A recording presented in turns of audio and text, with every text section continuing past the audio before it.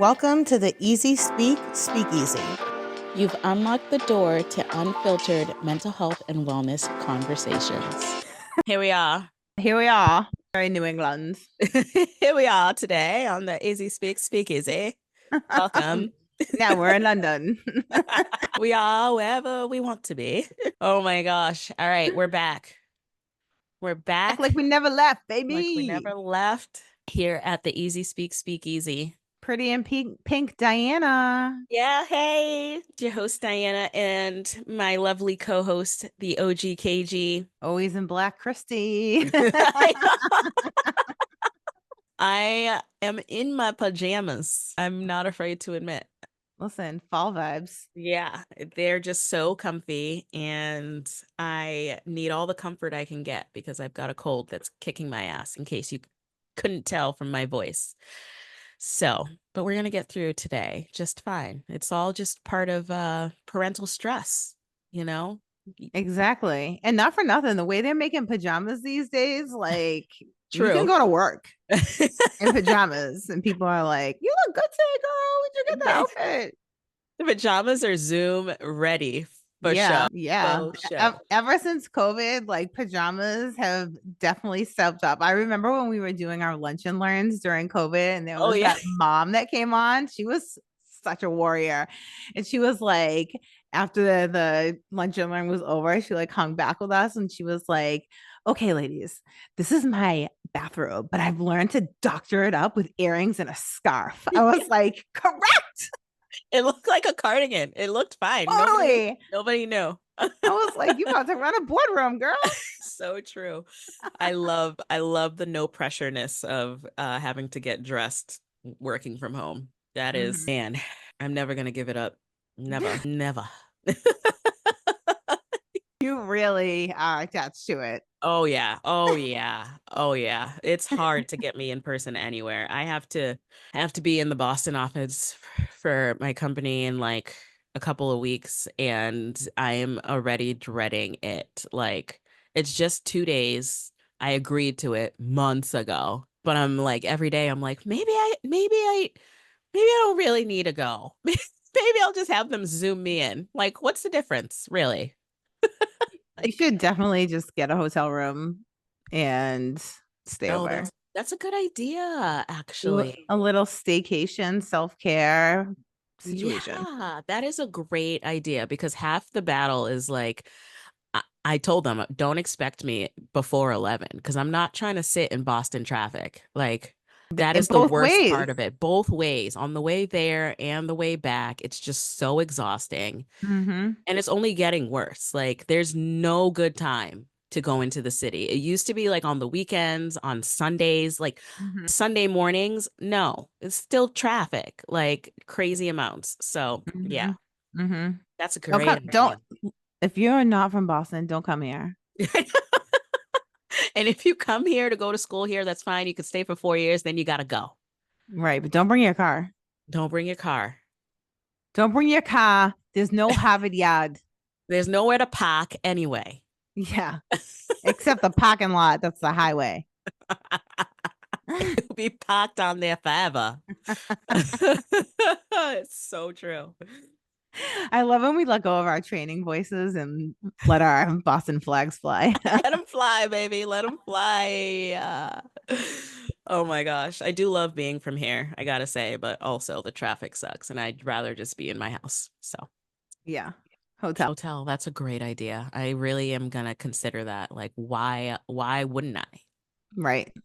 I mean, today we're talking about parental stress. Yes. And the advisory that the Surgeon General released at the end of the summer.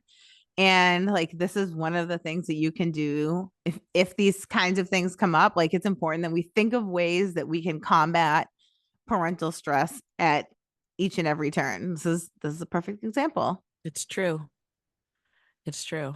Yeah. All right. So yeah, this is the topic of today. We're talking about parental stress because our very own U.S. Surgeon General, Dr. Vivek Murthy, he recently came out and has been very vocal about a study that looked at stress in adults, parents compared to adults without children.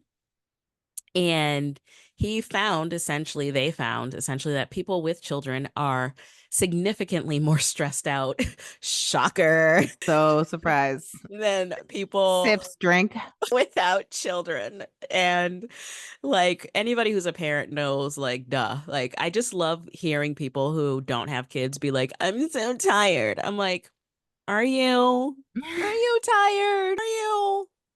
I haven't slept in 10 years. Yeah. Okay. Yeah. Tired of what? Right.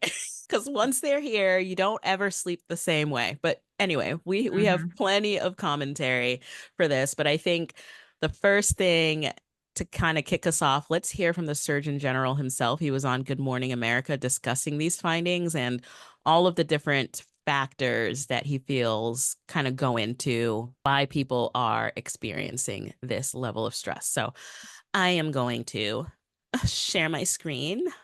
And I'm sorry if you're not listening, if you're listening and not watching, you know what Good Morning America looks like. So it's fine. The audio will be there. All right. You'll hear the audio, and you can always come find us on a YouTube if you want to look at us. That's correct. All right, here we go. Can we see that lovely screen? I can't. You can't?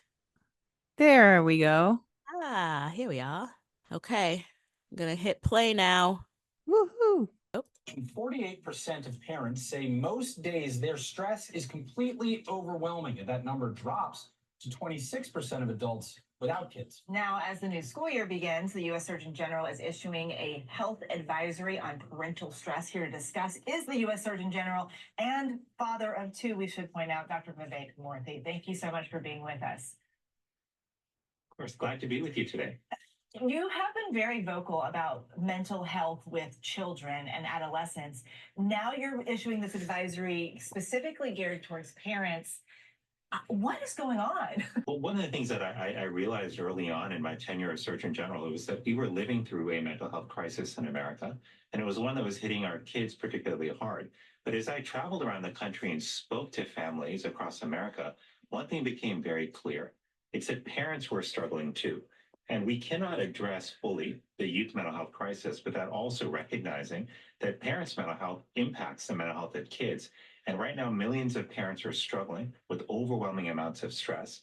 We need to pull back the curtain on what's happening to them and find ways to get them more support.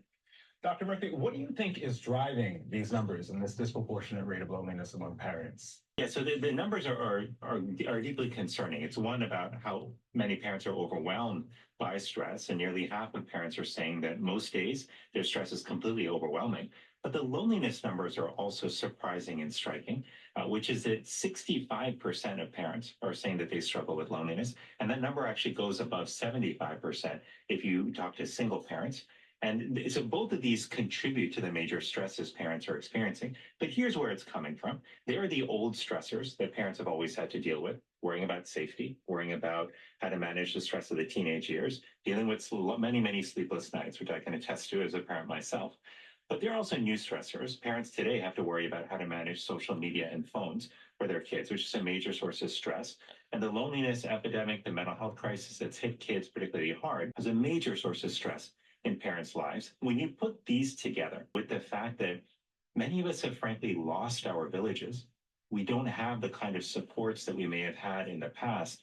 And the entire challenge and work of parenting is falling on the shoulders of one or two parents alone. That is really a recipe for what you're seeing now, which is extreme mental health stress and strain on parents. We know that mental health and physical health are inextricably linked.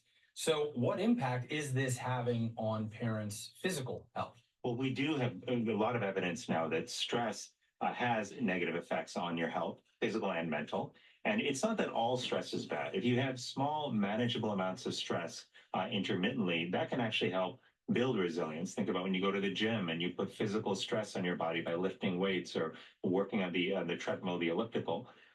But the problem with what parents are going through right now is the stress is both extreme and it's also prolonged.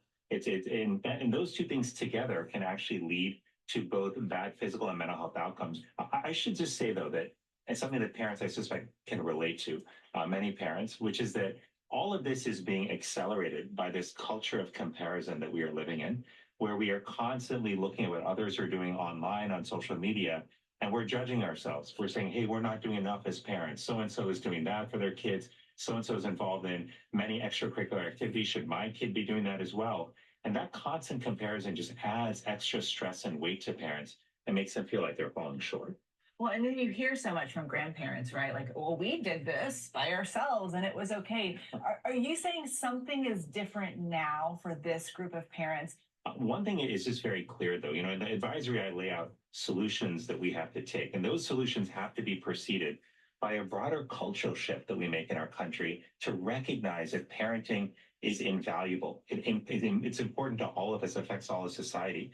And if we recognize that, that can drive policy changes, like ensuring parents have access to good quality mental health care, that they have access to paid leave so they can be there when a child gets sick. U.S. Surgeon General Dr. Vivek Murthy, thank you so much for being with us. I'd also remind everyone he is a parent. Yes. Kids. Yikes. Mic drop. I mean, I just feel like I have to say, from my perspective and the work that we have been doing for so long, and for so many of the families that I think we have tried to be the voice for and on behalf of, I feel this moment of, I don't even know what the word is, like finally being seen, like it's been so challenging to have people across all different sectors, from education to state agencies and funding sources and just all over the place, to like really take seriously the importance of the mental health of the families and keeping the core of the families together, and helping parents to feel like your sense of urgency and fatigue and being upset and all of the different emotions that a family is facing in terms of stressors and other things. I think it's extremely validating for people to see in writing and hear somebody from such a high ranking office finally say, like, you're not crazy, a word that we don't use lightly, right? Like, you're not crazy. All of the things that you've been saying are real and they're valid. And it's not just you, it's a lot of people, and you're not alone. And here's the evidence of it. And here are some actionable steps that we can take. Yeah, I know. When I first listened to this clip, I had similar thoughts and feelings. Like, wow, like it was a little surreal. I'm like, wow, are we actually talking about this on like a big on a big level? Because when you're on the ground, boots on the ground, doing the work, it can really sometimes feel like you're underwater and you're screaming and nobody can hear it.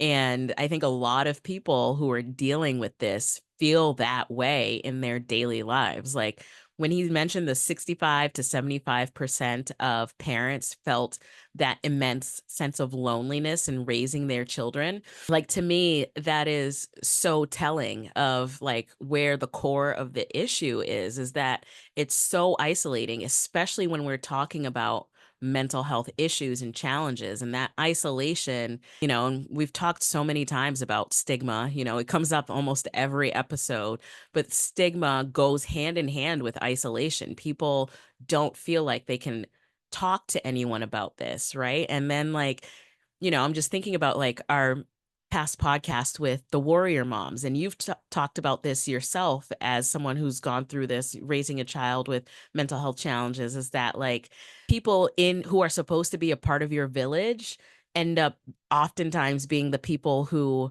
like turn you away or like make things worse because they don't understand how to be there. And so, when he said the thing about it, back in the days, it used to, the old adage, it takes a village, it's true. We're not meant to be raising our children on our own, but we're also isolated for so many different reasons, from the fact that now, it takes people working 2, 3, 4 jobs, even in 2-parent households, to be able to survive, to the fact that like, everyone is stressed to the max. Everyone's running around with like chickens with their heads cut off. It's like, geez, no wonder there's such a high number of parents who are feeling extreme amounts of stress. And even if you have typically developing children, like there's still a huge amount of stress. There's so many different things that you're constantly trying to ward off or protect them from, or, and I think, that probably hasn't changed over the years as people are raising children, but the factors that he talked about in this, like social media and that living in that era of comparison, like those are all so real. And I feel that on almost every level as a parent. Yeah, absolutely. And I think that the thing that is very profound is that a lot of times we are talking about a segment of people who are raising kids who have identified mental health needs or are struggling with mental health needs. This report really isn't doing that, right? It's just talking about what it's like to be like a regular schmegular parent, right? Just like raising kids that don't have any like quote unquote extra needs, right? And so this is, I think, the importance of remembering how important it is to take care of caregivers and parents and grandparents and those around us who are raising kids, because I think there is something that has happened not only in comparison that youth are feeling because of social media and everybody is putting on like their best Instagram page of all time, like best life ever. But through all of that time, I feel like parents are also living in that, like by way of this, there's a comparison that ends up happening, like parents feel like they have to be the best whatever, like showing up at every event or being able to make every single meeting, or things that are just like, it's not realistic for people to be available for every single thing. Yeah. It's the elf on the shelf season. This is like the biggest time. Like I always feel this, like people going all out for the elf and me doing nothing and being like, am I a bad parent because I'm not doing this and creating this like world of whimsy for my kids? It's like, no, like I that's so stressful to have to think about a new adventure for that damn elf every day, sprinkling sawdust and shit everywhere. Yeah, exactly. And I think like some parents and adults and family members also fall victim to this era of comparison, right? Like tis the season for the elf on the shelf pictures all over social media, right? Like when Elf on the Shelf first like started, like I was there for that. So I was just moving that little thing from the counter to the top of the refrigerator. And I had to set an alarm to remember that. Like there were several nights where that alarm went off and I looked at my phone like, are you fucking serious? Like I don't want to move this elf, right? But you try to like do these like little things and whatever. And I think like everybody should do whatever it is that they want to do that makes the tradition happen in their families. But I mean, definitely like this is a time where I'm like, wow, people are really pulling out the GI Joes, the Barbies. Oh my God. Like this whole like thing. And like if that's what you want to do because like you find joy in it, do it 1,000%. But for everybody else who isn't doing that, like that's fine. Yeah. I'm totally fine with it. Yeah, and everybody else should be too. Yeah. And if you forget to move your elf on the shelf, or if the alarm goes off on your phone and you're like, I'll be damned if I get out of this warm bed to go and move that elf. It just, listen, we're adults. They're children. Make up a story. Yeah. I'll tell you what I tell the kids. The elf didn't move because obviously the elf saw you guys doing something that you shouldn't have done. And listen, I'm sure that they did something that I did not catch. So I feel like that was kind of a truth. I caught all the things they were doing. I was like, you definitely had more snacks than I knew about. The elf saw it. I have to talk about that with the elf. Oh, it is. It is. I'm seeing all these things on social media. I'm like, so we all are the same. Of parents being like, tis the season where I start disciplining my kids with fake ass calls to Santa. And we're all the same. That is a stress reliever, you know? I like that. Exactly. Upon the first gobble, I'd be like, Santa's around. Yep. Santa's been watching all year. He's watching even more closely now. Don't remind him of all the things that happened in April. I mean, I think it does add to the current stress, right? I think as parents, we have unity in some of the everyday stressors that we feel, right? Like to make the lunches or trying to even the stress around what goes into our kids' lunches. These is so difficult now, right? Like in one way it's great because I think most people are aware of how bad some of the food is, right? And so we're trying to make like better choices for our kids. Yeah.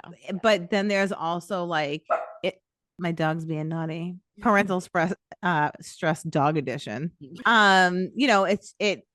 It's everything. It's making lunches. It's like getting the outfit ready. And it's the time where the kids don't want to let you pick their outfit anymore. And like, am I going to let them go to school wearing whatever it is? Or am I going to put them together in like whatever outfit it is that I chose for them? Right. Like there's so many different things that I feel like, or like how is it possible that in every household around America, no load of laundry comes out with all of the socks that went in? I knew you were going to say socks. It's the bane of my existence. The amount of times I buy socks a year, I'm like, right. It goes in the laundry basket. It goes in the washer. Where do they all go? I don't know. Maybe the elf got it. Maybe the elf got him. Maybe the elf has a nice stash in his den. I don't know, but it's baffling. It's baffling. But I think these are like the common stresses that we can all unite behind and have easy conversations about. But I think, I also felt very drawn to the idea that he talked about of a village, and I remember being young and feeling like when I was out in the neighborhood, my parents knew all of the other parents in the neighborhood. Like, like there was something to that, that people were working. My friends were neighborhood friends. And I had like maybe one or two others, but it was basically the people that were around my house where like all eyes were on us, and I think that has definitely dissipated over the years. And like when we talk about loneliness and when we talk about isolation, I think we immediately start to get into suicide and suicide ideation and people feeling like these end up being a lot of times like the root causes around these acts related to mental health, because as human beings, we have evolved and always been like pack animals, like that's who we are, is to have people around us. And some people like bigger packs like me, the extrovert, and other people like smaller packs like you, the introvert. But like at the end of the day, like there is a huge importance to having that community and connectivity with other people that are like-minded and that understand the path that you're on. Yeah, absolutely. Absolutely makes a huge difference. Yeah, it makes a huge difference. It's making me think of, way back when we met at the Harvard Incubation Lab, that prototype of a company that I started working on. I named it Village Road for that reason, because I just knew that people were feeling isolated and I wanted to like create something that would create a sense of community. I think when people are able to find community, whether it be physical or virtual, we see a lot better outcomes across the board, because it's such a painful feeling to be isolated and to feel like the struggles you're facing are uniquely yours. But the minute you are in village, in community with other people, you start to realize like, oh, it's not just me. Oh, like, okay. So you had that same conversation with your 8-year-old 2 weeks ago. Okay. Like, what am I looking at over the next couple of days? You tell me, like, what can I expect? So since you're the expert, because you did this 2 weeks ago, you know, and it makes such a huge difference. And it makes a difference, I think, even in terms of when kids are at school and things are happening and like parents are in touch with each other and they're talking to each other. You know what's happening, from different vantage points, and you like understand, oh, hey, this thing is happening with this kid or this family, and like, like gone are like the days of mail trains, right? Like, remember that like a family would have something going on and like other parents would like get together and create like a way to like help just by like taking off the pressure of like making a meals for families, right? And which it's is like huge. It's huge. And like you referred earlier to our podcast with the warrior moms. One of our warrior moms, Lynette, actually wrote or referred, I can't remember if she wrote it or if she referred us to it. But anyways, there was something written, and it was about how when people have mental health needs, nobody comes with a casserole, right? And it's so profound about how like people get diagnosed with all of these different types of physical ailments and needs, and people come over and they bring food and they do all these things. But when somebody hears that somebody is struggling with their mental health or has been hospitalized for a psychiatric disorder or something of this way is happening, like it's like people don't know what to do. They don't just automatically spring to that way, right? And it's such an easy way, I think, to think about the impacts that we can all help each other as a village. Like, if you know another parent is struggling, make that double portion of whatever you're making, right? And like bring it over, and just like you don't even have to make a big deal out of it, right? Like, you can just say like, I was thinking about you and whatever thing, and I just wanted to like take dinner off of your plate for one night, because we can all always use that. I mean, who's ever mad at that? Oh God. Oh my God. My mom was here like last weekend and she cooked breakfast, lunch, and dinner. And it was like I felt such a weight off of my shoulders, because it's like, it's on you. Like the little ones are always like, what's for dinner? What are we having? What's for lunch? What's going on? Feed me, feed me, feed me. You're like, I don't know, frozen pizza, I don't know, pasta. Human pits. Oh my gosh. Yeah. So yeah, I mean, that makes such a huge difference. Little acts like that. And I think that's really profound to think about it. I think even, when we talk about self-care, when I talk about self-care, I'm always saying to people, like, we envision it being this like big elaborate thing, but like really it's the little things that you do on a daily basis that make such a huge difference. And it's no different in this case as it relates to parental stress. There are things that we can all be doing as individuals to alleviate our own parental stressors.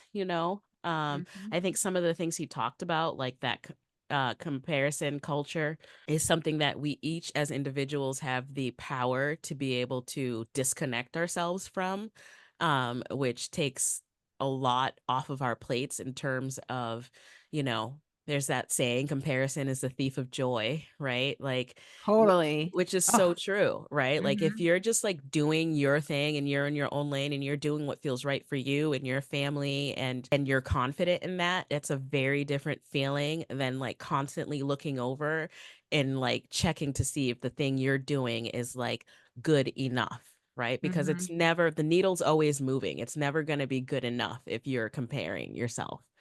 So yeah, absolutely. I mean, and the thing about it is like, you never know what is happening in somebody else's life, and so there's really not a real barometer on if you're actually making a comparison. Like, you should just realize that you're basically always comparing apples to oranges when you're making a comparison, because there are some people who are really good at making their life look amazing.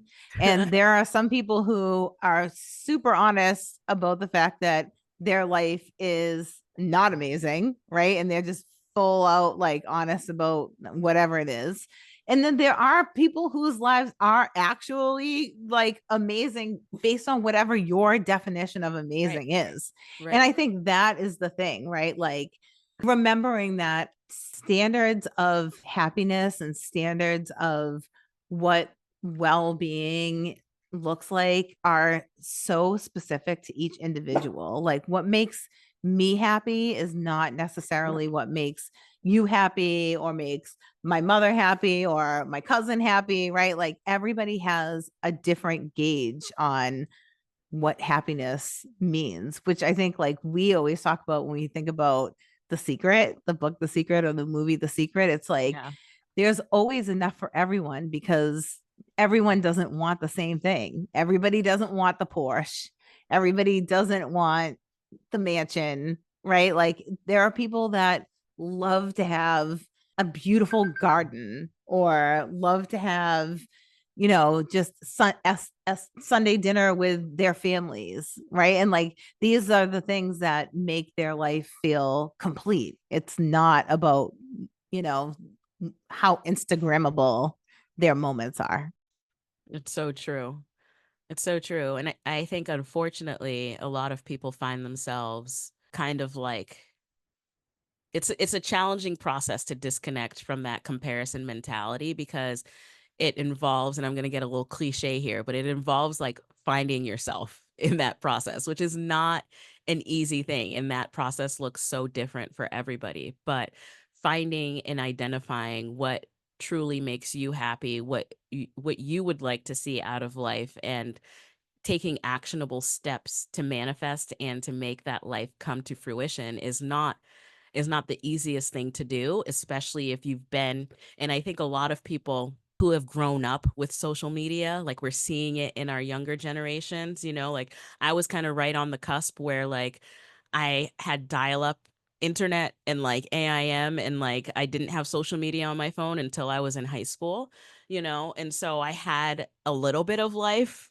pre this, but like our younger generations are literally steeped in comparison on a daily basis, and we're seeing it show up in their mental health, you know. And so I think fully recognizing that for us as adults and parents, we have to also disconnect from that world in order to lead the way for the younger generation to be able to actually truly find their authentic selves and their authentic voices so that they can live authentically happy and fulfilled lives.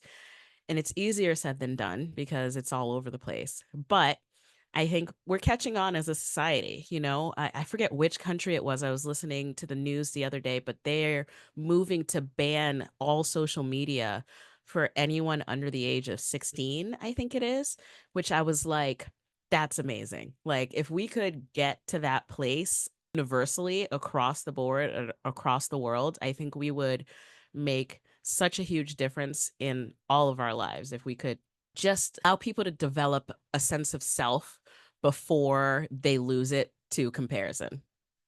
Yeah, 100%. And I think the other thing is that finding out who you are, in my opinion, is a lifelong journey, right? Like I feel like I'm still learning who I am and growing in who I am and becoming a better and a different version of me as I continue to do new things and go new places and meet new people and re-explore old ideas that I've had or beliefs that I've held, you know. And like there have definitely been times in my life where like I will run into somebody that I haven't seen in like quite some time, you know, like 10, 12 years or something like that. Like enough time has gone by. Yeah. And they'll like have these like assumptions.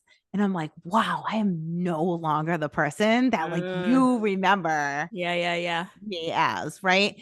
And I think as parents, it is very difficult to sometimes like, and this is part of self-care, find the time to continuously work on you, right? Like we get so wrapped up in making sure our kids are finding themselves and being well adjusted and, you know, not being influenced by all of these things. But it's also true of ourselves that we need to make that time of quiet and, you know, to like check in with ourselves about what's going on and like, who am I now? Who was I when I was pregnant and when I have this like bustling little like newborn versus like who I am now that I have an adolescent. Yeah, it's so true. That is a really good point.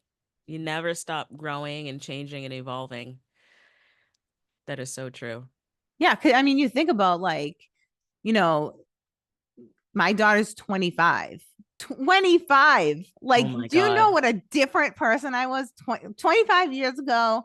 If I came on this podcast would be, first of all, not called this. And I don't know what we'd be talking about, but it definitely wouldn't be mental health. We might be talking about weed, clubs, smoking, drinking, partying. Where we going?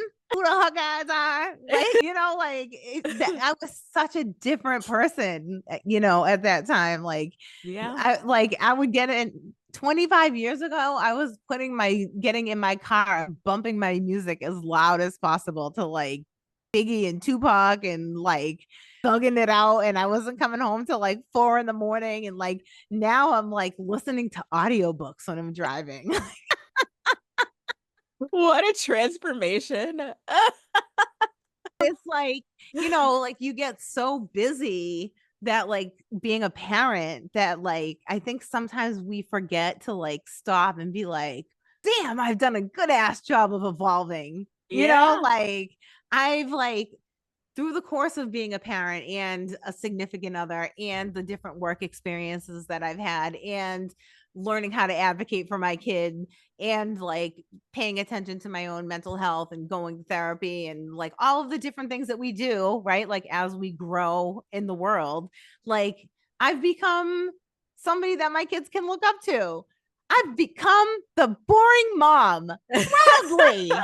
Final boss mode. Look at me in this outfit that my kids would make fun of probably, right? But like, yeah, that's what we want, right? Like we're growing towards like whatever thing. I mean, you know, I really try not to be in an outfit that my kids are going to make fun of. But, you know, like even that, like 25 years ago, I really cared what people thought I was wearing. Oh yeah. Today, I'm like, I'm sorry. I love what I'm wearing. If this is a problem for you, then maybe you should find a different room to go to. Like, bye. Yeah. No, it's so true. Oh my gosh. It's funny. I had a therapy session with a young woman today and I've been working with her for like a year. And she was saying the same thing, like just within like a year. She was like, she's like, today I was just thinking about like last year at this time, like I really was not doing well. And like, I don't even know who that was. Like, was that even me?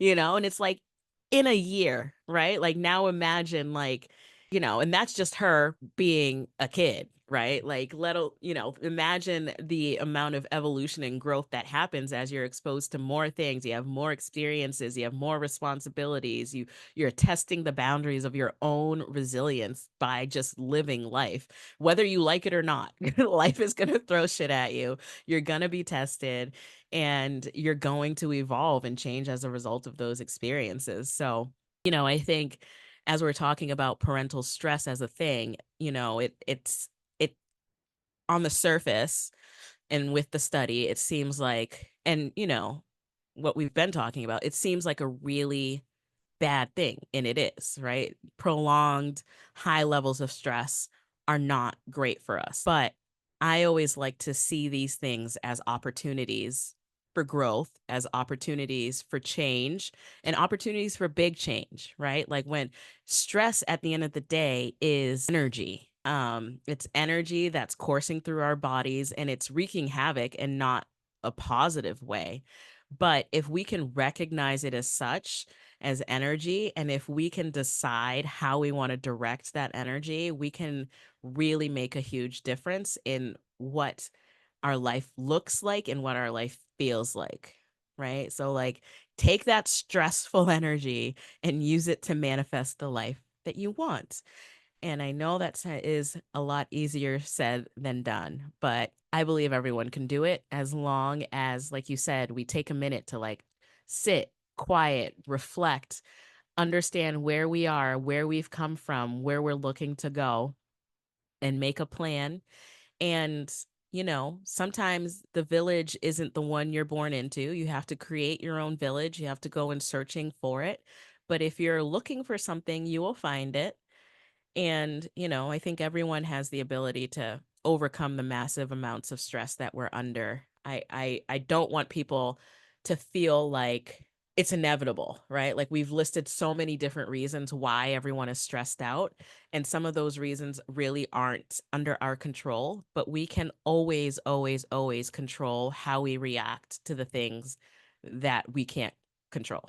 Yes. So. And that takes practice. Yes. But I think these are the things that we are always talking about when we say, you know, taking the time and the reflection is like, this is part of that is like, oh, okay. Like, yeah, I need to think about why am I responding this way? You know, like, why am I feeling so stressed out? Why, you know, like, because as parents, like it can be very easy. And I think we all have this sense of like guilt that comes upon us when we respond in a way that isn't what we want, right? Now, and that's different for everyone, right? Like whether it means that Biscuit's responding to something. Yeah.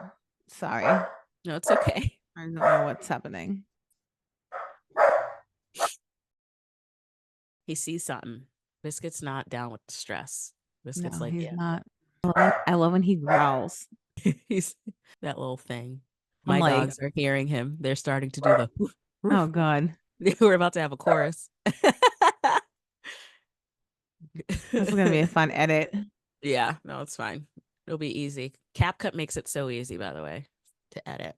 I'm pretty sure that's my mother who knows I'm recording a podcast, but obviously, why would she not come over here and do something? When any other hour of the day, she never comes by here. Disclaimer, the village may not always follow your instructions, but they'll be there for you when you need it. Oh my goodness. Anyway, I don't remember. Excuse me. I'm trying to remember what I was saying so we can pick it back up. Stress, responding. Why am I feeling this way? Oh yeah, when we don't respond how we want to. Yeah, so not having guilt or letting go of the guilt. First of all, I personally believe, as most people know, that guilt is a wasted emotion. Mm-hmm. Like for what? So, you know, we're not always going to respond the way that we want, whatever that is, right? And some people feel like, oh, I yelled at my kid. Other people feel like I spanked my kid. I don't want to be spanking my kid, or I took their cell phone away for too long and now I said it and I have to follow through with it. Like, you know, whatever it is that you've done, like we're all just trying to figure it out. And I think sometimes we are just too hard on ourselves. And so I think it's one, like letting it go. We're all humans just trying to like figure out this thing that we're doing here on this earth. And two is, you know, this is a perfect time to reflect on like what's happening with me that like my stress or something is happening with me that like made me respond in a way that I really don't want to respond. And I think like that is whenever I think about like getting quiet, it always happens when like something has happened with me with either my kids or maybe it's with like another like relationship in my life or like something that has happened and I'm like, damn, I really don't like the way that I handled that. Or like I can now think of 10 different things that I could have done except for that one thing that I wish I didn't do. We've all been there. Right. And so like I think that is like the time when we can think like, all right, I always feel like when that happens, like there's a more like deeply rooted thing that is happening that we need to figure out what that is. And that's the self-care and that's the work. And I think that's the importance of finding that quiet time in your life, you know, whether it's you get up 15 minutes before your kids to have a cup of tea and coffee every morning, or you stay up 15 minutes later to have a cup of chamomile tea, or, you find time to go for a walk. There's so many ways. Like you said, it doesn't have to be like, I've arranged a day-long spa day, an hour away, and I have to pay babysitters, and who's going to do the pickup and who's going to cook dinner. Like, it doesn't have to be that. And a lot of times it's actually the things that we incorporate into our lives on an ongoing basis to take care of ourselves that are going to be the things that pay off in dividends versus the like one-off, things that we do, which are great. And I'm never going to be mad at myself or anyone for going and having a spa day. But that ongoing time that I make for myself is definitely always better than the one-offs. Yeah. And you just said it, sometimes if you're like, okay, I'm going to find time, like you might not ever, like, especially in the fast-paced world that we live in, and all the jobs were all working and all the kids were carting around to and from practices and games and, making all the lunches and all the dinners and, paying all the bills and doing everything. Like you're not going to find the time. You need to make it, and it needs to be a priority, and it needs to be part of a mentality that like self-care is not selfish. Self-care is self-preservation, and I cannot be my best self playing all these different roles, doing all these things for everybody if I'm not my best self. So, and it's hard to get into that habit, especially if you're not used to it, especially if you're the type of person who gives and gives and gives, which parents inevitably turn into when they have kids, even if you're not like a kid person. Like I know so many people that were like, I don't want kids. Like, and then they became parents, and then all of a sudden, like every ounce of selfishness is like left their body, and everything they do is around that kid, which is amazing, right? Like that's the kind of parent we all aspire to be. But I think sometimes we can miss the mark on, us as individuals, and like before we're parents, before we're anything to anybody else, we're a human being that was born and came to this earth and is figuring everything out just like everyone else is. So we deserve that same care and attention. Totally. And I think it's also important to say that, we've talked about parenting goes on, and we've talked a lot about like the dinners and things like that I think is like applicable to like younger kids. But, as kids get older, I've said, as somebody who has young adult kids, like this shit gets rough. Like the older the kids get, like sometimes I'm like, why aren't you 10? Because wow, like when kids get older and they start to get freedom, and like you watch them drive away in the car for the first time when they get their license, like there's no horror like the horror of watching your kid drive away in a car knowing how stupid they can be. Oh, I'm not ready. I'm not ready. But it's also like the SATs and the standardized tests and the college applications, or the I'm not going to college, which is great. But what does that mean? Like, what does that trajectory look like? And how are you getting into a trade? And what does that trade look like? And getting your own apartment and getting your own car. And how are you managing your bills? And oh, you have a light bill? Yeah, I know. Oh, now you need my help. Like, like it just never like really stops. Yeah. And it's like a lot of times as your kids get older and they like grow more independent, the worry is different, because when they're with you, you're like, I'm closing my eyes and everybody, the house is locked and I have everybody locked in here under my reign. But when they're older, you're like, oh my God, they're flying around the world. Oh my God. Where are they? Like tracking everyone all the time. Like hoping they don't turn off their locations because they're mad at you. Like it's just wild. Moral of the story is there's no sleep. No sleep till Brooklyn. There's no sleep. You think, oh, we'll just get past the infant stage and we'll get some sleep. And then they're toddlers and you're like, are they breathing in the next room? Let me go check. Yeah. You're like, did I actually put the plug protector in every single socket in the house? Yeah. Yeah, yeah. Was that a sniffle I heard? Oh my Yeah. God. Like, let me get the humidifier. Like, it's just on and on and on. So even more of a reason, to lock in on that self-care and to make it a priority. Mm-hmm. And to find others, be bold, go out there in that pickup line and talk to another parent. Not the pickup line. That's what you have to do, especially if you're feeling, don't listen to introverted Dahyana. Not the pickup line. If you are feeling lonely and isolated, you should go and talk to somebody in the pickup line. Instead of being in the pickup line, park your car and stand outside with the other types of parents who stand outside and talk to each other. Right? Because I feel there's always the two groups of parents. There are the parents who are in line in their cars because they don't want to talk to nobody. Yep. And then there's the parents that are standing outside because they want to talk to everybody.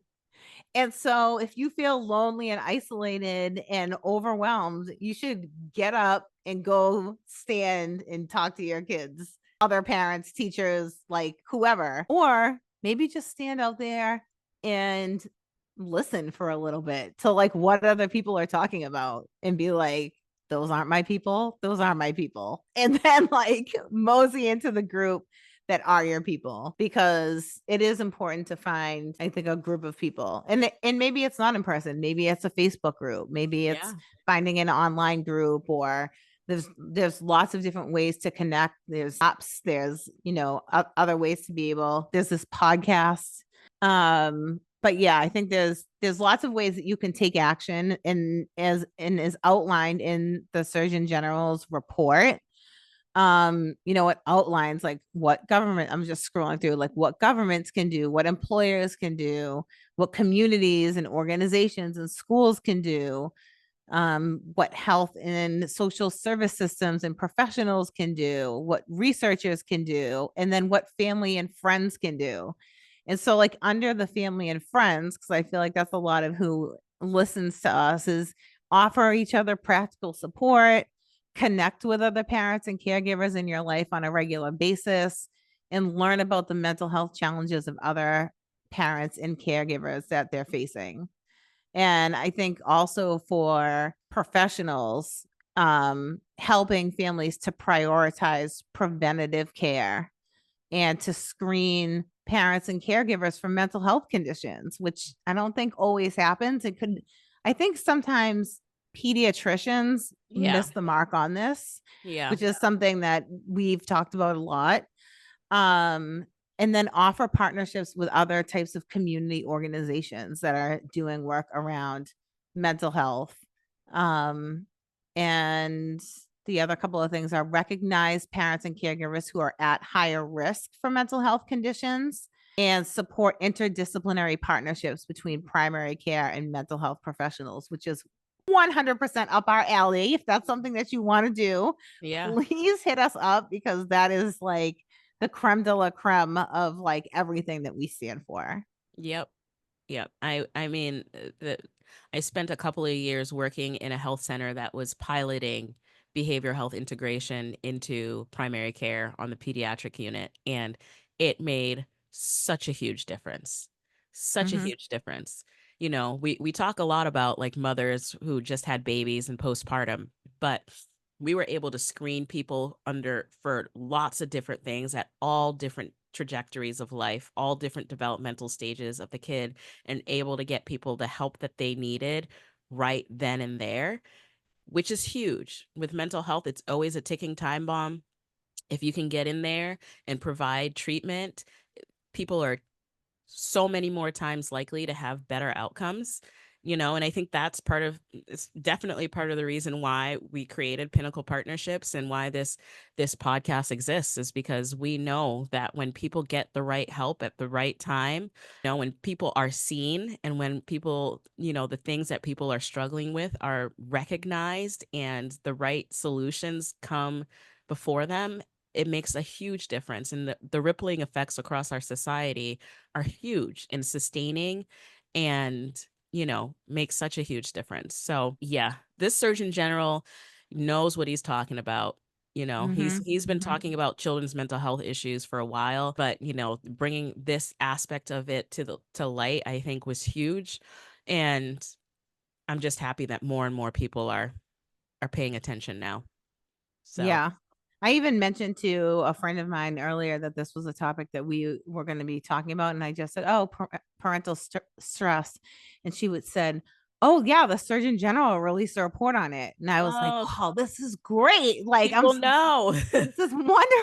Yeah. I'm so glad that people knew that. Right. And I think it's important that we keep talking about it. And this is how we reduce stigma, is by continuing to talk about it. And we'll put the link to the report in our show notes, and you know, share it, read it. It's an easy read. It's not overly complicated, which I think is great. And you know, share it with others, share it with schools, share it with the people that are in your sphere of influence, because that's how we affect change.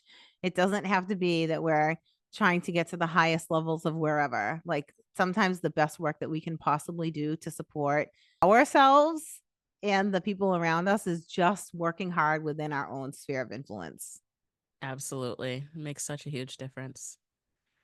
Well, what a wonderful conversation. I feel like we could talk about this for hours, but we don't have that time. However, we definitely want to hear from you, because I know there are parents out there listening to this who either you were snapping or clapping, or like you yelled out a couple of yes and oh my God, me too's during this episode. Please share with us. We want to hear from you by going to www.speakpipe.com/easyspeakonair, and that will be in the show notes as well. Leave us a voice recording. Let us know what your experience with parenting has been thus far, what your parenting journey has looked like, any tips or tricks that you've learned, you know, along the way. We'd love to hear from you. We'd love to share it with others.